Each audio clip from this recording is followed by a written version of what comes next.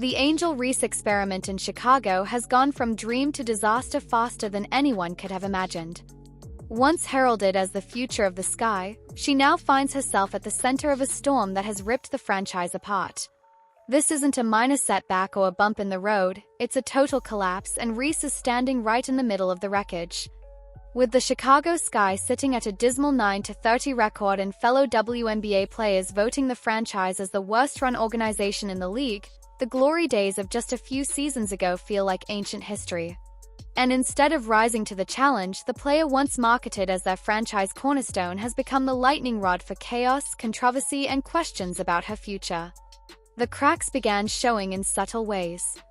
Cryptic social media posts hinted at discontent, but as the losses piled up, the whispers became deafening. "Making decisions for yourself is a liberating feeling," Reese posted, hardly the message of a loyal centerpiece committed to rebuilding with her team. The frustration soon spilled into the open. Behind closed doors, reports swirled of tension between Reese and the coaching staff. Teresa Weatherspoon, the very coach who personally recruited her, was pushed out, and instead of rallying the team, Reese's reaction was emotional, framing it like a personal slight. Under new head coach Tyler Marsh, things only got worse.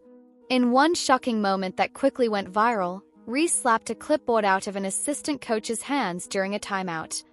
This wasn't competitive fire, it was outright defiance. At the very moment the team needed unity, she chose chaos. But the fractures didn't end with the coaching staff. Teammates began to turn their backs on her too. Watch closely during games, and it's clear players would rather take contested shots or even allow the shot clock to expire than pass the ball inside to Reese. The chemistry wasn't just off, it was toxic. The low point came when veteran Elizabeth Williams, sitting right next to Reese at a press conference, publicly called out the team's turnover problems. Everyone knew the comment was aimed directly at Reese, who leads the league with 4.7 turnovers per game. That wasn't subtle, it was a direct shot in front of cameras at a supposed franchise star.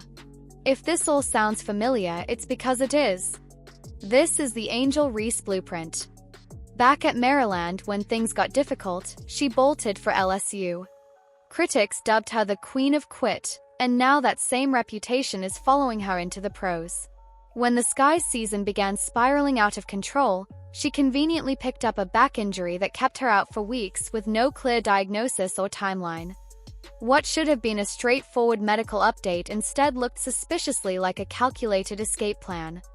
Once again, when the pressure mounted, Reese didn't rise, she retreated. And here's the brutal irony: her exit strategy may not even work. The hard truth is that Angel Reese's market value doesn't match her hype. On paper, her numbers look mediocre. She's shooting just 44%, committing nearly 5 turnovers per game, and the Sky are statistically better when she's not on the floor. Yes, she grabs rebounds, but her offensive game is clunky and her presence is more disruptive than dominant. General managers across the league know the truth. Talent without professionalism is baggage, and baggage doesn't get you traded for real value. Even worse, her attitude has become just as big a liability as her numbers. No coach wants to deal with a player who disrespects the staff, disrupts huddles, and wages war on social media. Compare her to other young stars, and the difference is stark. Caitlin Clark, for example, has endured suffocating defense, relentless media scrutiny, and the crushing responsibility of carrying an entire franchise, yet she handles it all with composure and professionalism. Clark elevates her team while Reese drags hers down. That's not a small gap, it's a chasm.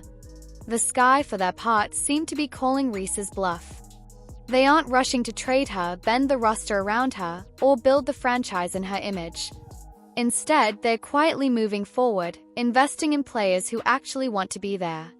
It's becoming clear that Angel Reese may not be the irreplaceable star she thought she was. Her game doesn't translate into wins, and her off-court drama has eroded her influence. Branding can sell jerseys and social media clicks, but it doesn't win championships.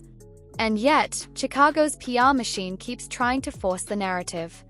After a 79-69 loss, the franchise tweeted out a graphic naming Reese the player of the game. How can you be the player of the game when your team loses? This culture of celebrating failure, of elevating a brand over results, is the perfect metaphor for the Sky's collapse. They've lost sight of the fundamental truth of sports. The only thing that matters is winning.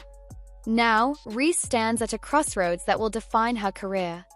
She can swallow her pride, embrace accountability, and rebuild trust with her teammates, proving that she has the maturity and grit to succeed at the highest level.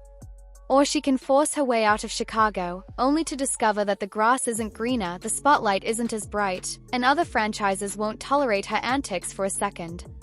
If she chooses the latter path, she may learn too late that her peak influence was already behind her, that she was never the foundation of a championship team, just the face of a hype machine that eventually burned itself out. The question now isn't just about the Chicago Sky, it's about Angel Reese herself. Is she a victim of a failing organization, dragged down by systemic dysfunction beyond her control? Or is she the storm at the center of the chaos, the one fueling the fire with ego, immaturity, and misplaced priorities? The answer will determine whether her career becomes a story of redemption or a cautionary tale of wasted potential. So what do you think? Has Angel Reese been unfairly painted as the villain in Chicago's collapse, or is she the architect of her own downfall?